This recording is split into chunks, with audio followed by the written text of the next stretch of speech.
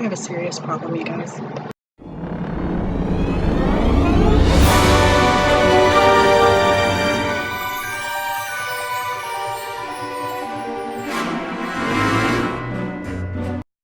It is Ashley. Welcome back to my channel, and today I'm coming to you with my July wrap-up. I'm going to be honest, July was an epic fail in regards to my reading. It really was. I was planning on doing the Reading Rush readathon. That ended up not happening. And this video is going to be a big explanation as to why, basically. Pretty self-explanatory. I read 3.5 books, which really has me upset at myself. My TBR for the month was 12 because of the Reading Rush, and I read 2 for that rush and 1.5 just for me. And to be 100% honest, I blame it on a number of factors. The first being the first book of the month that I read put me into a major slump, and I will talk about that one more in detail as we get further into the video. Second reason is I've just had a lot of personal issues going on with my health, and it's been getting in the way in several different regards. But I did read, just not what I had wanted to. And in regards to the Reading Rush, I completed 2 books, and technically I could say that I completed, I believe, 4 of the prompts with those 2 books, but I did not complete the challenge as a whole. I also have some surprises in here because my 2 lower rated books are from actually 2 of my favorite authors. If you can believe that. So I'm going to go ahead and do this by star rating. I will go ahead and talk about the one that I have not completed yet in this wrap-up because I will probably be done with it in a day or so, and I read the majority of it in July, so I'm just going to go ahead and include it.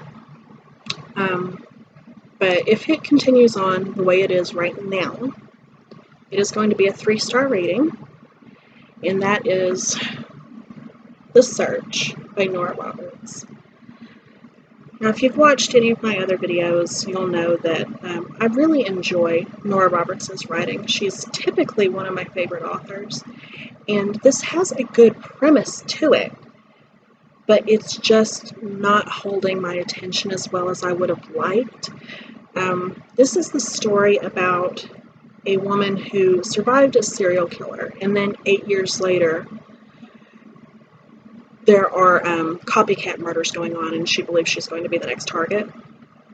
I liked the basic bones of it, but at the point I am in the story, not that much has really happened in regards to that actual mystery.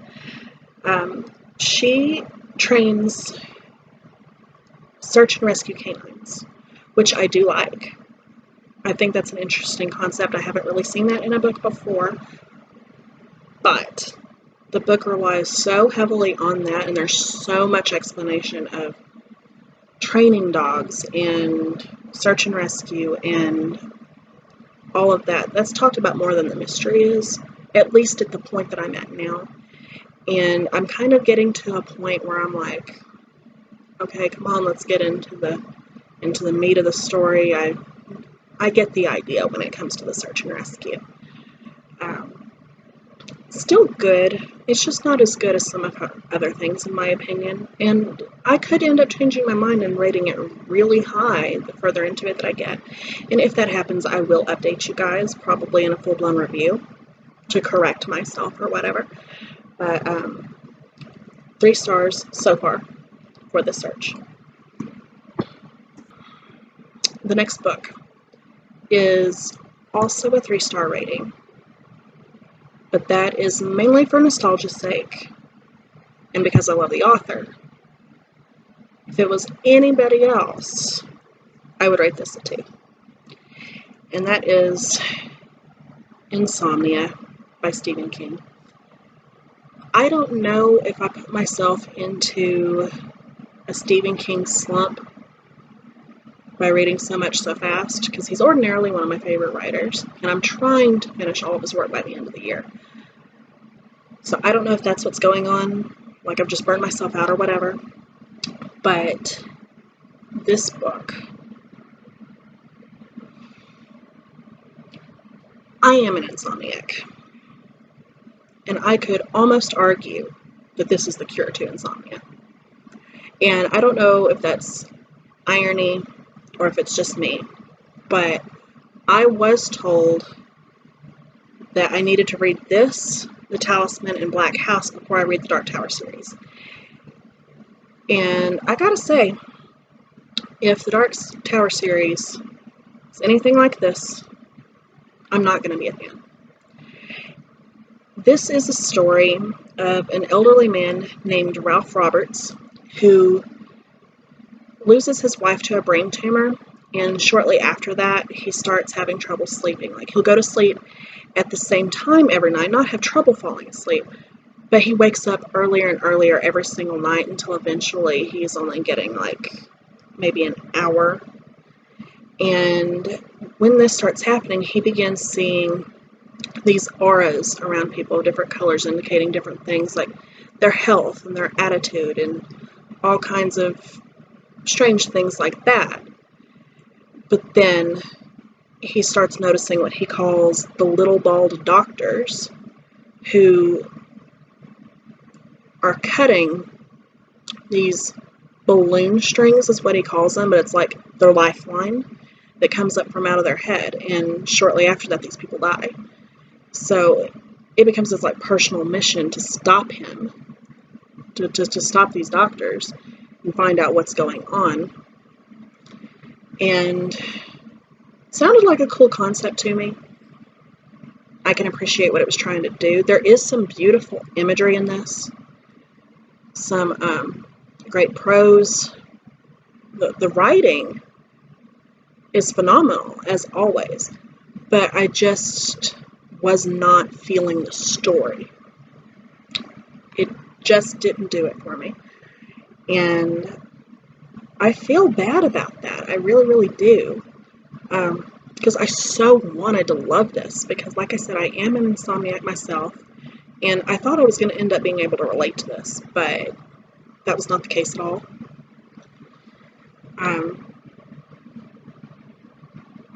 The character descriptions were great, and there were a ton of little Easter eggs in here that were callbacks to It, because this takes place in Derry, actually. And if you don't know, that's the same town that Derry was set in, that It was set in. And to me, that was honestly the best part of this book. But yeah, it took me 2 weeks to read this. This is not a long book for me. It's not. It shouldn't have taken that long. And I completed this, I want to say it was the day before the reading rush started. That's how long it took me. And I actually started this last month, so maybe even a little bit longer than 2 weeks. But it's just, it kept dragging and kept dragging, and the same things were set out over and over again, and I just kept having to walk away from it because I was getting frustrated, or I would find myself nodding off. But this has me contemplating if I want to take a Stephen King break. I really don't know. It might have been a one-off, but this is mostly the reason why I didn't get much reading done this month, because I was slogging through it. And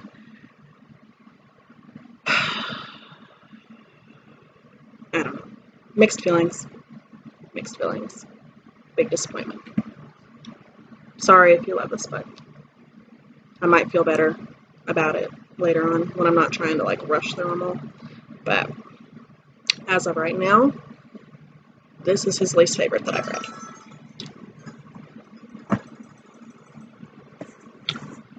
Okay, and in contrast, the next two books are 5-star reads. I love both of them.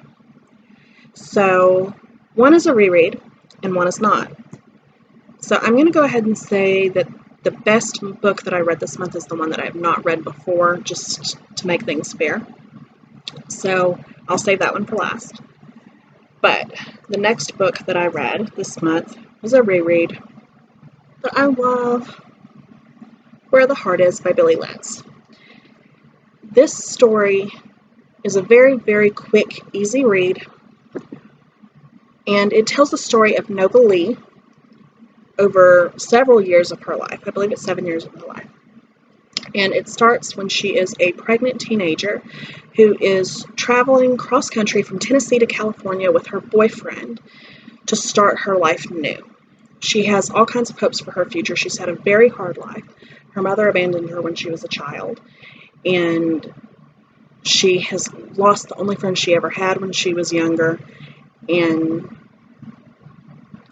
even though her boyfriend is not like the best guy in the world, she sees a chance to start the life that she always envisioned for herself, so she decides to go with him. And along the way, when she has to stop at a Walmart store to go to the bathroom, he leaves her. He leaves her, drives away, and she is stuck there. She has no family, no friends, anybody to contact to help her. And in desperation, she does the only thing that a 17-year-old kid is going to know to do in that situation, and that's to live out of a Walmart. She is there until she has her baby, and of course has the baby in the store, so she becomes like a national celebrity. And she meets some people in this small town that really love her, that become like a family to her, take her in, take her baby in, and her life gradually begins to change for the better. She becomes a successful photographer, and eventually just forgets about this whole other world that she had because this is so much better. So I love the concept of this and the way that it twists around, because in the beginning you're sitting there thinking that this girl is so royally screwed. Like, how do you get out of this? This is the worst thing that can happen to somebody, right? No, it ended up being the best thing that could have ever happened to her, because she finally got to start her life that she was actually seeking in California. She got it in Oklahoma, where she never thought she'd be.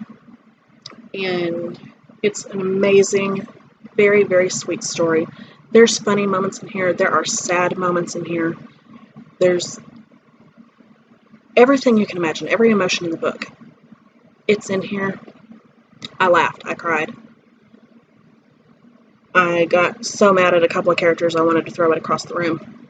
It's absolutely captivating from the moment you open it to the moment you end it. And this does have a movie adaptation. So I read this for the reading rush, and it was supposed to be for the prompt read author's first book, because this was Billy Letts' first book, but it does have a movie adaptation as well. So I'm going to go ahead and say that this can also count for read a book and watch the movie adaptation, because I watched the movie too.